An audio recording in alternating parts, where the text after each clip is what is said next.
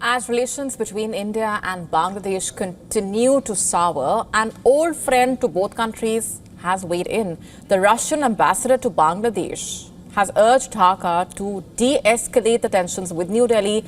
There have been a number of diplomatic escalations by Bangladesh in recent days, remember. And in the latest, today, India summoned the Bangladeshi High Commissioner. He was summoned following a similar move by Bangladesh earlier in the day.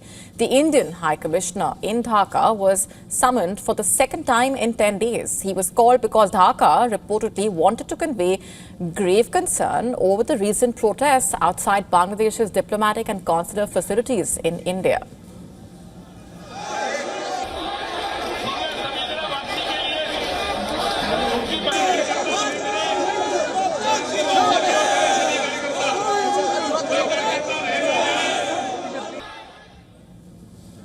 Protests have been taking place in India over the recent lynching of a Bangladeshi Hindu man, Deepu Chandra Das, who was reportedly killed on December 18 following accusations of blasphemy.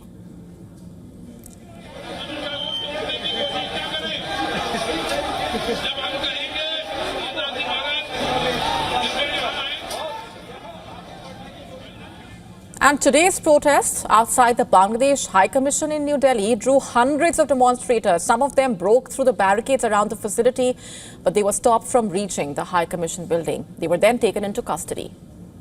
India has maintained that it has kept the Bangladeshi diplomatic facilities safe, as required by the Vienna Convention on Diplomatic Relations. But Dhaka reacted sharply to the protests in India, putting out regular statements of concern, summoning the Indian envoy in Dhaka twice so far. Bangladesh has also suspended all visa and consular services in New Delhi and the city of Siliguri. That's where major protests took place. Now, it's amid this tense backdrop that the Russian ambassador made those remarks at a press conference in the Russian embassy in Dhaka. He said, I'm quoting now, "The sooner you reduce the tension, the better, because historically, since 1971, when Bangladesh gained independence, it was mostly because of Indian help," quote unquote. Not just that, he also reminded Bangladesh that Russia had played its part in its liberation and that India, Bangladesh, and Russia should continue to work shoulder to shoulder.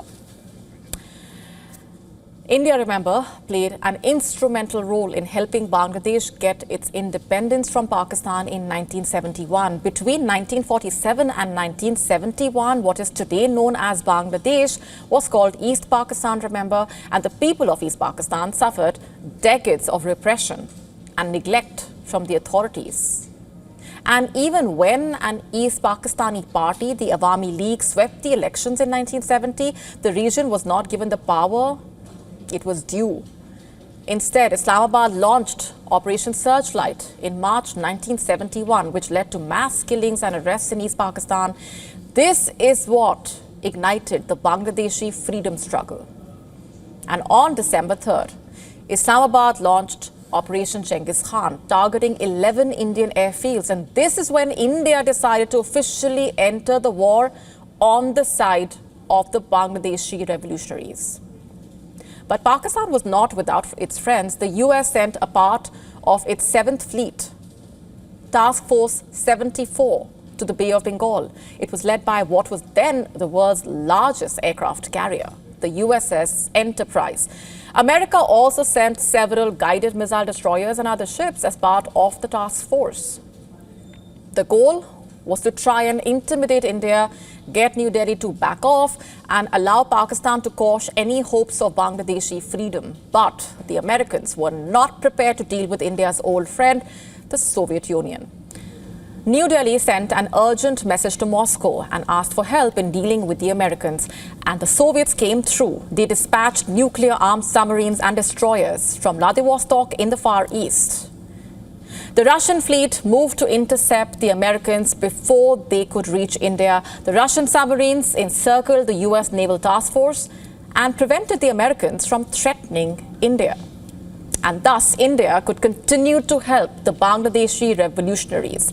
And eventually, this led to victory just days later. And that is how Moscow, Delhi, and Dhaka stood shoulder to shoulder. And that is what the Russian ambassador asked today's Bangladeshi interim government to recall. But will the new faces in Dhaka be willing to listen, is the question. To stay up to speed with the latest news, download the WION app and subscribe to our YouTube channel.